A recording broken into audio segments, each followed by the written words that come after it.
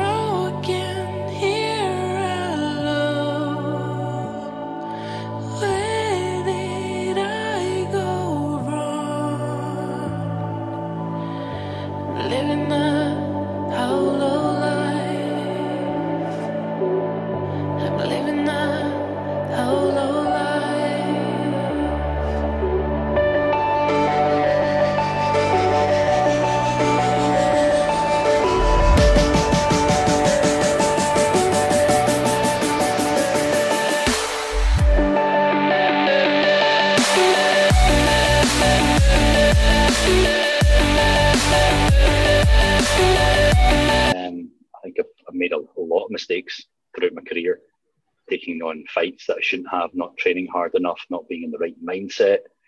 I think with Muay Thai, there's so many variables that you can't equate for everything. You've just got to put the best version of yourself forward to try and win. And unfortunately, sometimes I didn't, and I suffered badly for that. Along with using my face Face the block. The fight game, though, isn't it, brother? It's the fight game. Yeah. You were sponsored by Fairtex at one point, right? Yeah, so after the Channel 7 fight, they were basically giving me half-price training and accommodation and stuff. And they said, look, if you win Channel 7, you're the first Fairtex fighter to fight on Channel 7. So if you win, we'll sponsor you. I think it was a lot at stake because they wanted to look good on TV. So at that time, I had one guy holding pads for me, another guy holding clinching with me, and another guy just standing with the bamboo stick whacking me whenever I was lazy. Bit of ties like it's just standard encouragement. So yeah, during the whole training, I was just absolutely shattered all the time. But then looking back, it was the best preparation for the fight. I felt that I did pretty badly round 3 and 4. And I think I was fifth. Rob Cox said I was 50-1 behind going into the 5th, and then come the 5th, I won the 5th and made a lot of gamblers happy and a lot of gamblers unhappy because they bet another guy. I think I was never drawn to Taekwondo or Karate because of the semi-contract, but Muay Thai's got 8 weapons. You get your elbows, your knees, your kicks, your punches. I was more drawn to the full contact aspect of it and actually getting in there, having a proper fight. And what do you think is the major difference between Muay Thai and other form of martial arts? I think Muay Thai is more intense, it's more punishing, it's more exact as a martial art. And I think also it's a ring sport, it's a spectator sport, and it's a lot more fun to compete, and you've got to be properly physically fit to do it. What happened after that then in your career? So after that, I went back out to Thailand for a year, stayed at Fairtex, and I was being sponsored by them, which I thought would be great. However, as soon as I came back, the 3 trainers that I had all left, and the Fairtex camp in Bangkok kind of went downhill to a certain extent. So after a few months, a couple of losses, a couple of wins, I fought on the King's birthday, dislocated my shoulder for like the 10th time during the fight, and then moved to the Fairtex in Pattaya, which at the time had just all these superstars training. They had Yodson, Clyde, Kem, Narapal, Chayo, Ganchai, Fairtex. There was at least 7 or 8, and that was pretty tough. And then I went to fight an 8-man tournament in Hong Kong. That was at 65 kilos, which was the lowest I've ever fought.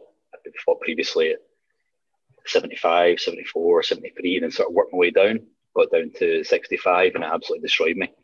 And didn't recover, and fought a pretty tough guy called Santachai, who'd been living in Hong Kong for quite some time. Fought him, took a heavy punch and didn't recover, then took an elbow and didn't really remember the rest of it.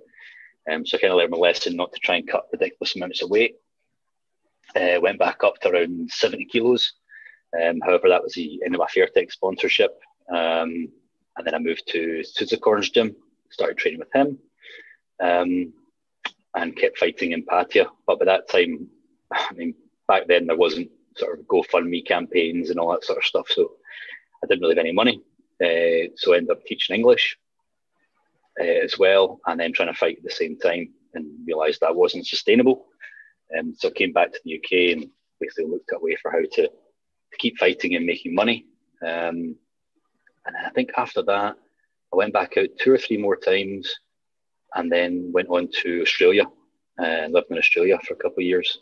Unfortunately, at that time, I had my fiance in Thailand, and I was always keen to keep getting back over, and I really took my eye off fighting. It really wasn't my main driver at that point.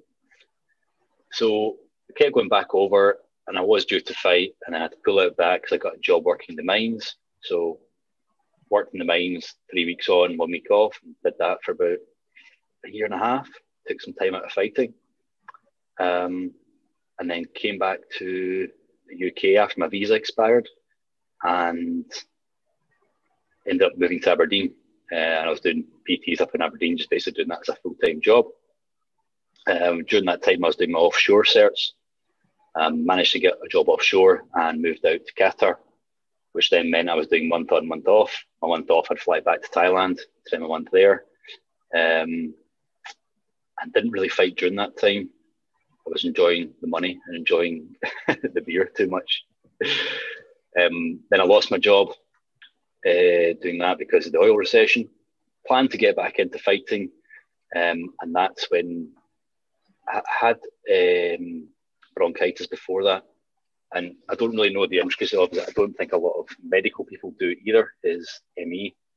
So shortly after that, I got post-viral fatigue. And then that kind of manifested itself in ME to the extent that basically I couldn't get out of bed. There was 2 or 3 days in Thailand where I'd just be lying in bed. I'd maybe eat one meal a day. I'd walk to the toilet, come back, have some food in my room, drink loads of water and go back to bed and sleep for 10, 12 hours. It was as though my body had just shut down, like somebody had taken a syringe and just basically pulled all the power out of my body. Couldn't really function, couldn't remember things, constantly exhausted. Then some days I'd feel a bit better. I would pop down to the gym. I would try around the bags, and even just hitting the bag or running to the end of the street was so exhausting. I couldn't really moderate my heat in my body. I was just always sweating all the time. I was getting confused with things. I didn't want to eat and just really felt unwell. Like all my bones were sort of really sore.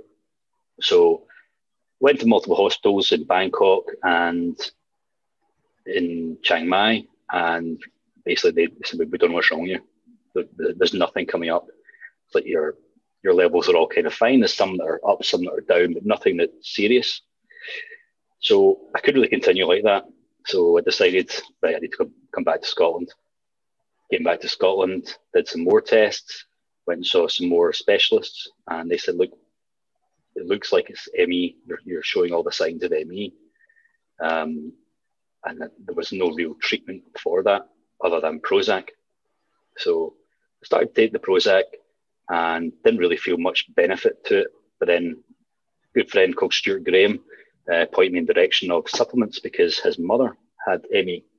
She found combining a lot of different supplements and sort of herbal things really helped.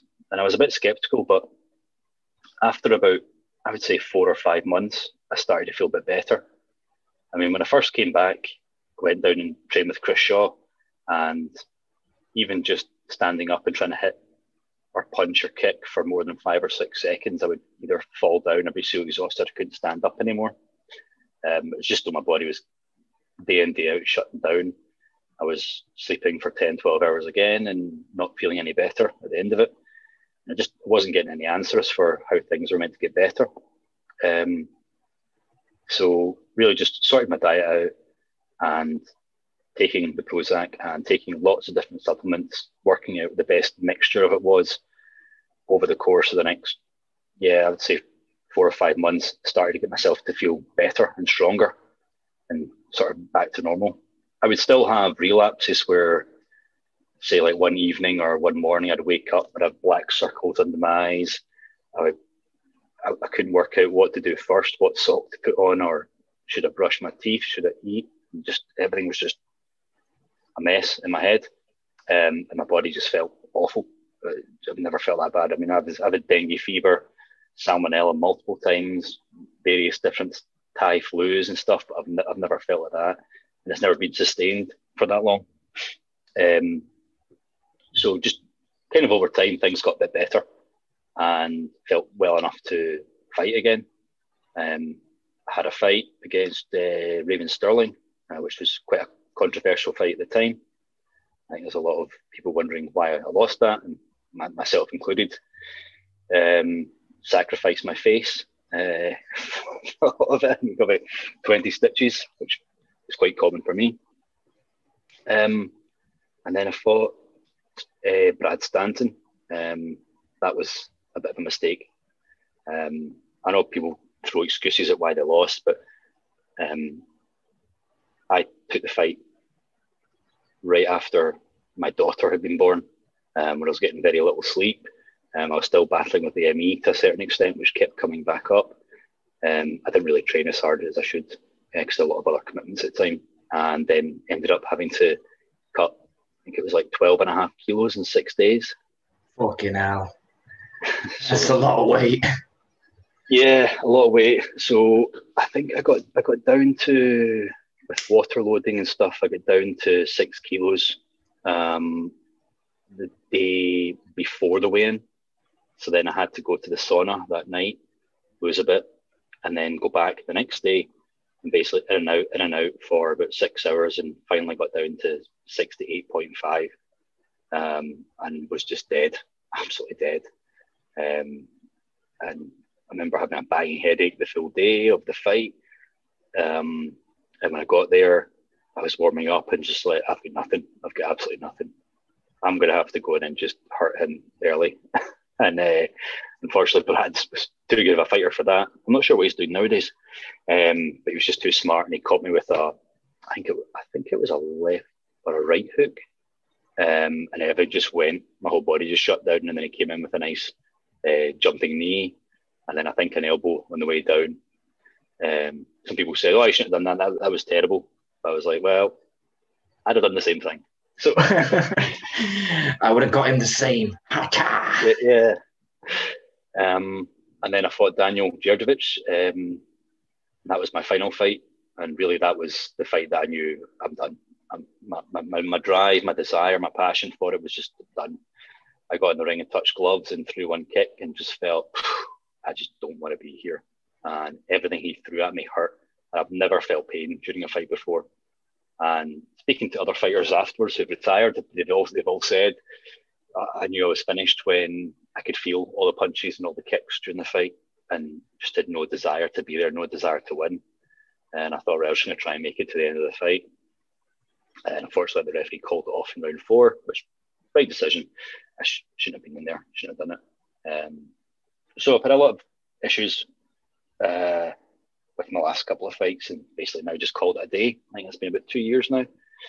And probably shouldn't have called it a day a bit earlier. But you know, it's like when you've got a passion, an obsession for something, it's very difficult to let go, because you're looking at what do I do afterwards? Where do I direct all this focus and all this competitive energy? Have you ever thought of coming back? Yeah, and then I started training and realised, fuck that. was that last one? Was that when I fought Keith? That the same show? Yeah, I think it was. Yeah, I remember that fight. The thing about that fight I remember about it is you were cutting him off really well, and I know you said it. Every shot hurt you, but it didn't look like it. You still looked super tough, mate. It just looked like you said you just couldn't pull the trigger on him, but you were getting yourself in all the right positions and stuff. Yeah, I never felt that snap. Never felt that, that grit that you need to just hit somebody and just keep going at it. That desire, that drive had sort of gone by that point, which was a shame. I look back and going, why did I fight like that? That was crap. I think we're all quite critical of our performances, even the ones that we win. Oh, we have to be, though. That sort of leads us into I shared like a Camus point. It might have been the other day, which was basically saying, and this is what started this. I wanted to speak to you about it because it was interesting, your perception on it, and because it's philosophical, there's no right or wrong answers, and because you're a fighter, you have a good eye and a sort of good intellect for understanding psychological states. So I wanted to speak to you about it because he said when he finally opened himself up to the indifference of the universe, he realised basically it was, if he didn't give a shit and it didn't give a shit, they were sort of in unison, and that made him realise that he's always been happy. And you said, well, I don't think a fighter can ever be happy because they're always trying to search for, perfection. Yeah. Does that mean that you weren't happy when you were fighting, or was that striving? No, I think I was always happy when I was fighting. I think that was my main driver at the time. And as time goes on, priorities change. Nothing really stays the same forever. But during the fighting, that was all what you do, was fight and win. The money is poor. The prestige is pretty poor. But it's just that feeling of self-worth that you get at the end of a fight. I suppose when you are fighting, it's the art of making the uncomfortable comfortable and allowing yourself just to be there and just experience whatever comes at you, because you can't predict what's going to happen in a fight. If you could, we'd all be world champions, but we're not. So for me, it was just a case of whenever I was fighting, it was like, well, I'll do my best, but it's almost like the art of just not giving a fuck. Just go and see what happens, and just try your very best. The other guy might be technically better than you, might be stronger, might be bigger, but you're like, well, I'm going to do more than you can, than you're prepared to do to win this fight. And I think that's what won me a number of my fights, was just basically I prepared to just keep going. It may not be beautiful, may not be sexy Muay Thai, but it was enough to get the wins sometimes. The art of not giving a fuck. I like that description, mate. Excuse me while I light my blunt. So I suppose what's changing me now is that I was doing the refereeing and the judging, which I really enjoyed. There was I would say a slight shortfall in the quality of refereeing and judging in Scotland, and I thought I could help out. Whether I did or I didn't is another thing, but learning from Jesse Saunders, Tony Myers, those sort of guys, give me a really good insight into exactly what is required. I felt I always had a good eye, but they really showed me a lot of different things, and I was like, that makes a lot of sense, and I can then apply that. So I was teaching the IBMTO seminars in Scotland, brought through a good few different judges, and I think there was some benefit to what I was doing, and I was glad to give back to the community, because yourself, the worst thing as a fighter, well, there's two things. I think that one of the first things is that if you go into a fight and you walk out after round 5 knowing that you haven't done everything to win, you're disappointed with yourself. If you walk out and the judges give it completely the wrong way, it's kind of taken out of your hands, but both of them hurt just as bad. And I basically saw a position where I could put myself in there to try and make sure that the fighters were suitably and equally looked after in the ring, and also were returned proper decisions by competent judges. Whenever I did the meeting before, I said, look, if anybody has any qualms about the result, please come and speak to the judges after. We are quite happy to explain why. And we can hopefully potentially make you learn from that and become a better fighter afterwards. Because I think every day should be a school day. I mean, I don't just sit around each day and go around, I know everything, because I don't. I think it takes an amount of knowledge to consider or to appreciate your own ignorance. That's just Socrates' point from the start. About scoring then, because scoring's always interested me, and it's because obviously you've learned with those guys, you know what you're talking about yourself, and you've lived in Thailand.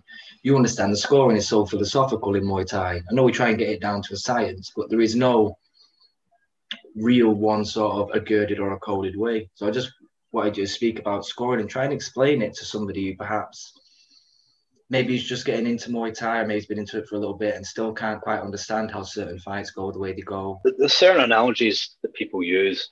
I think one is, if there's an 800-meter race and you're ahead after 400 meters, that doesn't mean you won the race. It's whoever finishes stronger at the end, and the strongest horse, the first past the post. You have to show that you are more effective, more efficient, and you want to win. You might look great in round 1, round 2, but if you don't consistently do that till the end, the chances are you're not going to win. And I think it was Keith McLaughlin said, another one was, if you're having a street fight and some guy just keeps battering you, knocking you down, but you keep getting back up, and he becomes so exhausted that he's the one that falls down and you're beaten to pulp, you walk away, you're still the victor because you finished the stronger person in the race. There is a preconception that round 4 and 5 score higher than round 1 and 2. And I've had to explain this to so many people. That is not the case at all. The reason that round 4 and 5 are more likely to have a 10-9 or a 10-8 is because by that time, a lot of things change. A lot of variables come up, and that fighter fatigue sets in. Shot choices become more varied. And with that fatigue, you get more chance of being hit. You're more chance of seeing the effect of the punches. on the kicks and the knees and the elbows. And you've also got more chance of somebody showing their fitness and their fitness coming through, and you can see a wider gap. And whereas round 1, round 2, things are quite even. Everybody's quite cautious with their approach. You might get somebody who comes out very hard and then dominates the round, and that will be scored appropriately. Round 4 and 5, you're more likely to see who is the stronger fighter at the end of the fight. And then it comes down to how effective they are. Can they apply those techniques under tired conditions, when they're stressed, when they're fatigued? Can they continue that? And then 3 main areas are effective aggression or effective shot choice. Basically, can you be effective? Are your shots effective? Are they having an effect on the person you're fighting? I.e., is it moving them? Is it shifting them? Is it off balancing them? Is it stopping them from replying with any shots or effective shots? Are you commanding the ring? Do you have ring generalship? And then there's just all-out aggression. If you can combine all those 3 and make it look as though you're in control for the fight. I mean, some people might throw a couple of big punches, but if you just throw a body kick straight back and that knocks them off balance and knocks them away, then it shows that you have control. You can remain controlled under pressure. With philosophy, it's such a wide subject. It encompasses pretty much everything. So instead of like waffling on about it, what I was going to do is I wanted to ask you a question, and I wanted to see, right, because like I said, there's no right or wrong answers in philosophy. It's always just the reasoning, most important thing, you know. And a lot of the time I speak about philosophy, I don't really get the chance to express the certain thought experiments that led me into thinking, well, that's interesting, and I would like to sort of know the answer. And then when you go down that rabbit hole, fucking hell, you never get out. But so here's the question. It is interesting to me because it always shows a differential in people's worldview. So it's sort of where the idealists and the realists come to heads. So if you imagine there's a woman called Mary. This is called Mary's Room, this sort of experiment. It's simple, but what it pulls out is very interesting. If you imagine there's a woman called Mary, and she knows every physical fact about colour. She's a neuroscientist of colour. She understands it. She understands how when the light refracts and the frequency, how it goes into your retina, how your eyes interpret it, how your brain can interpret that. She understands every physical fact, but she's been born and taught all of this in a black and white room. When she finally leaves the room and sees the colour red for the first time, for example, does she learn something new about colour?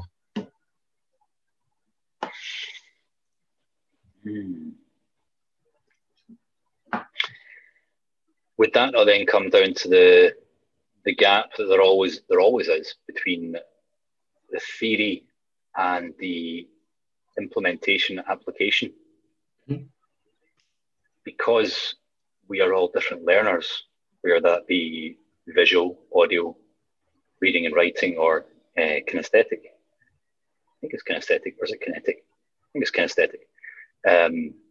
Can we learn in a one-dimensional way? Can we just learn through theory? Because if we only learn through theory, then how do we apply that theory? If we don't have any experience applying it, or seeing it, or experiencing it, then do we really know? That's true. It's why there is a certain branch of philosophers called physicalists who take basically the bedrock of reality to be atoms and work their way up through mathematical modeling and scientific theories. And they would say she wouldn't learn anything new because they think, or would say, the experiential quality isn't actually a fact. It's just a phenomenological experience. It's just an experience that we have as people, and that's so hard to be girded onto a fact. It's very difficult to know. Whereas I myself would probably say she would learn something new because the experience counts at least for something. I suppose I could apply it to my work with health and safety, because at the moment I'm working on a nuclear site, and what we're doing is basically constructing a disposal facility for a couple of generators, a couple of reactors that are being decommissioned. So if I am then creating a meta statement or a risk assessment, I can apply all the theory and I can say what should be done and how it should be done, and assign all the risks and assign the likelihood of harm, severity of harm. But when I give that to somebody else, or if I go out into the real world and I look at that and how it's being handled, it's never going to be handled the same way as what I've done in my office. So then the application of the theory becomes a little bit skewed. And is that human implementation? Is it a lack of ability to understand what's in the theory, or is it just somebody else's perception of it? Well, that will lead us really nicely then into the sort of government guidelines have all been booking, fighting, pushing against in various different ways, right? And they would seem to me the human error part there, which you've just sort of expounded, is an interesting way to look at it. But I mean, obviously the government have been, well, I'll let you run with it. I think they've been useless, but I'll let you start off. What do you think about the certain guidelines? What do you feel about them? And is it the fact that the guidelines are absolutely uselessly shit? Is it the fact that people, like you said, the human interpretation of any sort of guideline is always going to be left to a variable, or is it somewhere in between? Okay, let's go to the far end of the spectrum with that. I think they're absolutely useless as well. I don't think they're workable, because when you put any controls in place, and 99% of those controls rely on people, people have a great history of circumventing controls, regardless of how in line with government policy they are, and regardless of what you tell them, they will get around it no matter what. And I see it day in, day out for the past, most of the time I've been working, is people will quite easily do something and they'll do whatever they feel is appropriate. And that kind of leads on to what I'm going to be doing next year, doing a course on human factors and ergonomics, reasons that lead people to make accidents. One of the drivers behind that, people having an accident, is the perception that they will look better to the boss, they will potentially get promotion, the rules don't apply to them. And I think for the government guidelines, again, they are just guidelines, although a lot has been now written to statute, into law.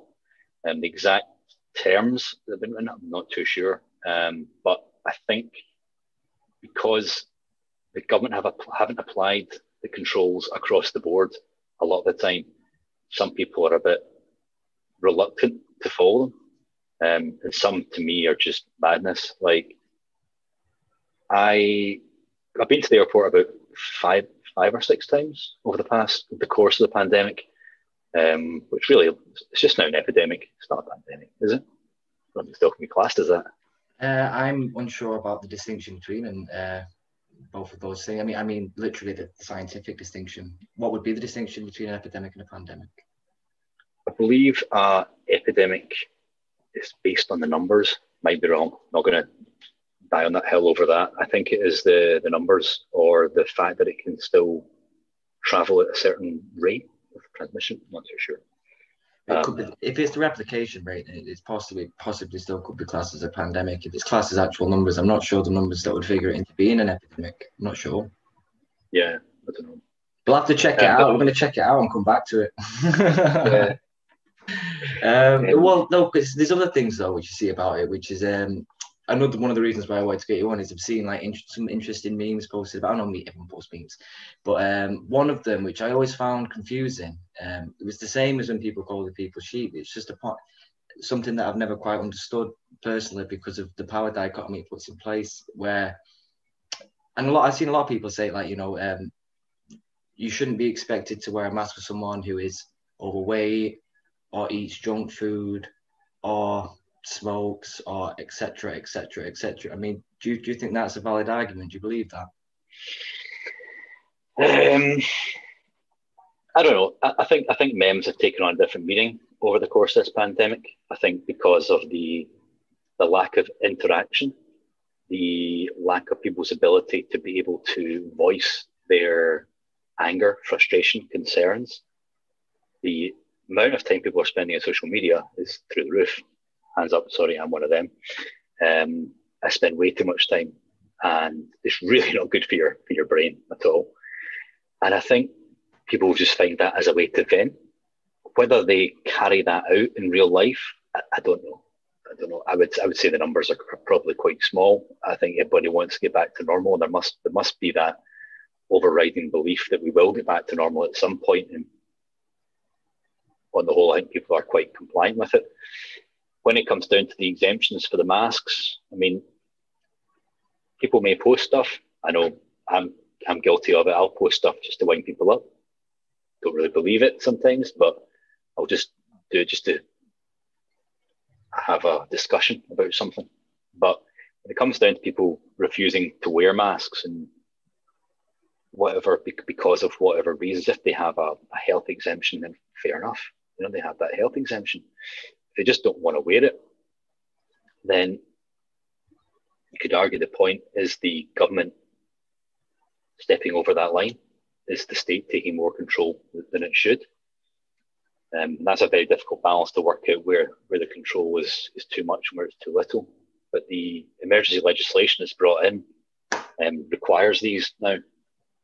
What I find quite strange is that the science was allegedly weak before this, and then all of a sudden it gets brought in.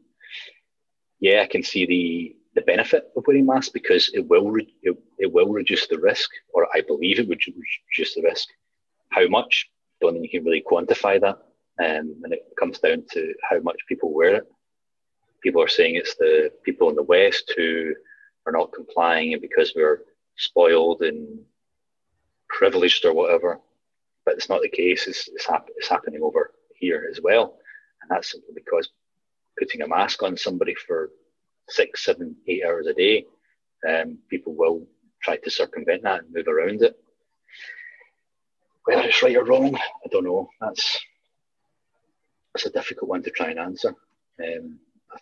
I agree, it's difficult. The only thought I had on it when I'd seen it, because I've not been and have not said, and I prefer in this instance to keep my distance from people. I'm not pro-mask or anything. I don't give a shit about any of that, you know. As long as I'm away from the majority of the people, particularly people who are taking silly risks, then I'm happy in myself, and I know that I'm not passing it to anyone else, so I'm happy in that. But the only distinction I saw there, and I keep seeing in these sort of thought processes, is, and it's the same as when people say, so I saw you point this out too, and I agree with you, when the Black Lives Matter process happened at the very start, for example, and the whole crux of their argument, which is the whole crux of a lot of the other arguments, is they were still able to be peaceful.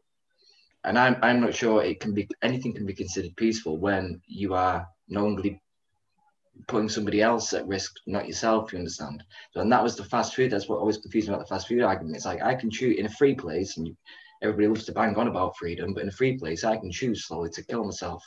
Doesn't mean you can then, you know, join in on it. And that was the double confusion I saw. But I did agree with your point on the Black Lives Matter protest, and I do think a lot of people who have a certain political bent are left out of the loop of responsibility, and I don't like seeing that either. Mm-hmm. It's almost, there's a two-tier system. You're either responsible because you're in category A, or you're not. You don't need to be responsible because you're in category B. And I think this year has been horrible for divisiveness between people. You're splitting people. I'm saying the news or media to a certain extent are splitting people down groups, left, right, and centre, by whatever they feel that story should be that week or that day. For me, with the mask thing, is I'll wear a mask. I'm quite happy to wear a mask if it means that the old lady or the old man who are going shopping feel less scared. Because then that comes down to, for me, what's very important is to reduce the amount of unnecessary suffering in the world to try and make things better. And if I'm not causing suffering for some old person, then I'm doing my bit, I think. Even though it's just a gesture, it's still just trying to consider people. I wish we had beers to hold up, brother. I wish we had beers on that one. I wish we had beers on that one. I'll tell you that. Yeah, hey, dude, I'm very happy with that. Let's finish off then with a funny one. Are you really a fan of Donald Trump? Is that real? Is that real? I just need to know as a human. I need to know. Do you mean on a personal level or an economic level? Yeah, no, because the problem is I understand partially the people who enjoy him, because when he originally came out, before everything got fucking crazy, I would see him very rarely and just think he's like a funny, stupid uncle. You know, he says the wrong thing at the wrong time, but sometimes there's comedic genius in that. And then when things started to get more serious, he started to take a more sort of sinister tone and start like denying science and the whole China thing as well. Him blaming China so vehemently, and there was a lot of that was like you said. It was divisive. It wasn't removing any suffering from the world. It's more for his ego. And when that happened, I had to go, nah, he is a dick. And then I saw a lot of people sharing. I just thought, like, is he getting big now? And I know you're a smart guy, so I was just interested on your actual view on him. Because I know you said you post shit just to annoy people. With Trump, on a personal level, he's probably not the nicest person. He's probably a bit of a narcissist, and he doesn't come across well in certain things. He doesn't have the aura or the prestige of what a president should be. He's Patrick Bateman's hero, just so you know. Not a lot of people know that. In Watch American Psycho, all he talks on about is the Trump family. Trump, yeah, Ivanka Trump and stuff, yeah. Great film. Great film. Keep going, sorry. Sorry, so no, personally, he comes across as a bit crass. However, the things that he stands for, it seems as though the left just keep moving the goalposts, and Trump, I can't believe we got to this stage, is that Trump seems to be the stabilizer, stopping the left going completely off the rails. We could get into the crux of what does left, what does right mean, because I kind of switch between the two on certain things. But when you've got guys like Antifa and to a certain extent BLM, where they've been hijacked by it, you've got Trump kind of pushing back against it. Maybe not in the best way, but then where do we go if we start just dividing ourselves by colour, race, area of society, religion? It just becomes divisive rather than actually putting people together. And I think one thing that appeals about Trump is that he doesn't judge anybody. He sort of takes people as he finds them, whereas the left can judge you for things that happened 200 years ago and put the blame on you for that. And I got the sense that a lot of people who supported Trump were supporting him to push back against the radical left. I did get that sense, and it's similar to what happened with Biden and Trump. You know, people pushed back so hard against Trump that a lot of people didn't want Biden in, but they voted him in just to get rid of Trump. The same way you're saying you supported Trump just because you saw him as sort of a stalwart against the extreme left. And there is a problem with the extreme left in the UK and in America. That's clear and obvious. So I understand that perspective, but I don't think I think he's a very bad pushback. And I'd like Biden might be a very bad pushback also, if you understand what I mean. Yeah, I can't really see him being in politics much longer. And then if the left, the hard left of the Democrat Party take power, that could be quite troubling. And I know it's another country, it's not a continent. However, the UK have got a sort of history over the past 40, 50 years of following America's lead to a certain extent, whether that is less or greater. And I think for me, it just kind of seemed like Donald Trump was the stabilizers. As a person, as a long-term president, probably not. It was more just a control over the wide variables that were coming from the left, and we don't know where that's going to end. You know, is the left going to say that 3-year-olds who were born a boy can then become a girl and get surgery for that? I hope not. That's terrible. I've heard that argument, and anybody that gives any sort of life-altering or changing hormone to a child because of the whims of their own sort of thoughts are fucking ridiculous, and I'm against that all the way. It's silly. And it's like, where does it end? Where does it go? Because the right has boundaries, you know. They're not going to go hard right. They'll always curtail the hard right. However, the left don't seem to curtail the actions of the hard left. They'll just allow that to keep going. Where do we stop? Where do we draw the line? You know, and one of the guys I listen to a lot is Thomas Sowell, who's like a famed economist. He's been writing for about 30, 40 years. And one of the things he said is the identity politics that's being pushed by the left, we don't know where that's going to end. What's going to happen? Where does it go? Where does it lead? A lot of the identity politics are just divisive and just creating more problems for people that shouldn't be there, rather than, as I said before, is reduce the amount of unnecessary suffering for everybody in the world. And the left seem more engaged with equality of outcome rather than equality of opportunity. Equality of outcome doesn't really lead to anything good. All you do is just piss everybody off.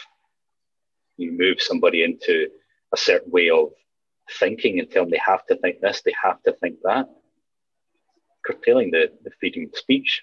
Not hate speech, because I'm not suggesting hate speech. Hate speech is terrible, and from whatever angle you bring it from. But the left seem to be wanting to curtail free speech unless it aligns with what they want, what they believe, and I don't see it leading in a good direction. I agree with that, and the only thing to put on the end of that is the pushback, though, from the right has been generally in such a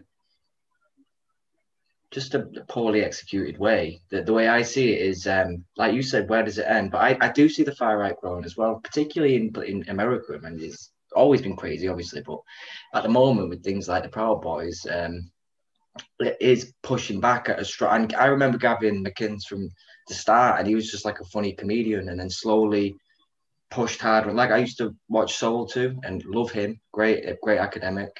But the pushback, and he was right in a lot of the stuff he was saying, but he's been doing that for years. But the pushback, what I see now, is now leading people from the right to then start taking every statement from any governmental facility or any academic facility as far left. So now they can, for example, deny science, and Trump is like a big advocate of that, of the denial of science, of general scientific method, and speaking about it also like he knows what he's talking about. And I see that as a big pushback to the problem, like you said, of people trying to curtail free speech.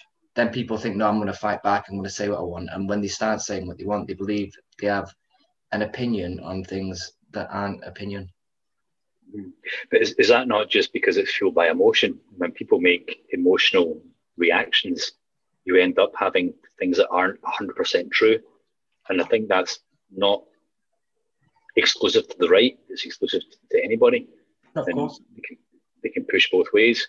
Yeah, Trump with his anti-scientific stuff, yeah, it's not ideal. And we should be held to what science is saying. But then take that then to the COVID situation. If we apply the science and we apply it 100%, and we apply it until there's nobody dying from COVID, when nobody has yet done, or the UK government at least have not yet done, a impact assessment or a cost benefit analysis, when do the countermeasures outweigh the deaths? You know, when do we say, right, okay, the remedy is worse than the disease?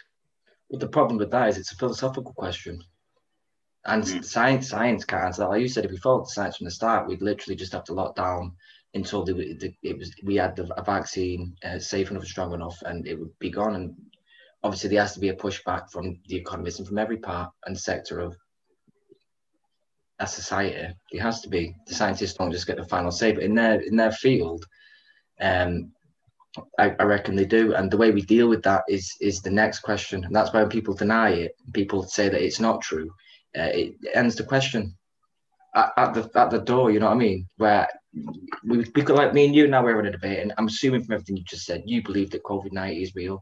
You might worry about the sort of, or think that it's being overstated, and obviously the numbers are absolutely trashed. Have to be expected when you're talking about something that is hit so hard and so quick. I know every government could have done a better job, and ours has been particularly shite because they've always got their hands in the coffers, and also because science is aligned and regulated by a lot of the people that have to give them funding. That was a huge problem that was shown in the replication crisis, where a paper which doesn't show a positive fact or a fact that people want to see, but a positive fact in general gets put to the bottom of the stack, won't get published. It has to be a positive thing, and that means that there could be 99 false positives and one true one, you know, in the balance of science. So there's always a problem there. But it's a good point, because I found that interesting when they said the lockdown was based on how many people did they estimate were going to die? Was it 4,000? Yeah, it was like 400,000 or 500,000. Oh, you mean the second one? Yeah. They said 4,000 a day, I think. So I think that's why they're coming up for a lot of criticism, and I think that's why science has been questioned over this, especially this one, is that both of the models that have been used didn't factor in, I've been shown to be wrong, and they didn't factor in any of the controls that were put into place. Along with that, several government officials flouting those rules and completely going against it, that's going to get people's back up. And I think the other thing is that it's how long can we sustain this? And if the models are wrong, then the application is going to be quite difficult, especially in the media. Even now, the media have just stoked fear throughout the whole thing. Yes, the virus is very real. Yes, it's a concern, and people should be protected. But then there's no real end goal in sight. Even with the vaccine, they're saying, the testing, they're saying the number of false positives that are coming back. And if the science is led purely by the science, then that's great. We should be following that, because the science will be the gold standard. But I think from what we've been seeing recently is that the government are having influence on the science that's being used. They are cherry picking which science they want to apply. I don't think that's not really good. Well, I think they're taking the science and they're cherry picking like we said with Mary, the application of, the real world application of the theory that they have. Obviously, we all know this is real and we all understand the dangers of it. The problem with that is, like the point you said about, this is what I wanted to go back to, when they said 4,000 deaths, the thing that really interested me was said 4,000 deaths. And then it was, in the end, it was, when they factored it properly, it was actually, it shown, I think, 1,500. And people, when you see that, shows that it's, we wouldn't lock down, it's not good, that's a lie, And the question I have with that is, well, how many is enough? And that's not a science question, you know what I mean? That is a philosophical and humanistic question. And that's why when people deny science, I think it stops the book. And conversations like this, where people who have different views can speak about it, actually come to some resolution. I suppose that's the question, is when do we pose the question of, when does quality of life outweigh quantity of life, or numbers? What number's acceptable, what number's not acceptable? Can we put a definite number on it? Albert Camus said, the guy who started this, I'm going to finish it with this. He said, a man would stand, if it meant he didn't die, on a 1,000-foot ledge that was only a meter in circumference. He would stand there his whole life, stand there for as long as he could. He wouldn't jump off, unless maybe his legs got tired.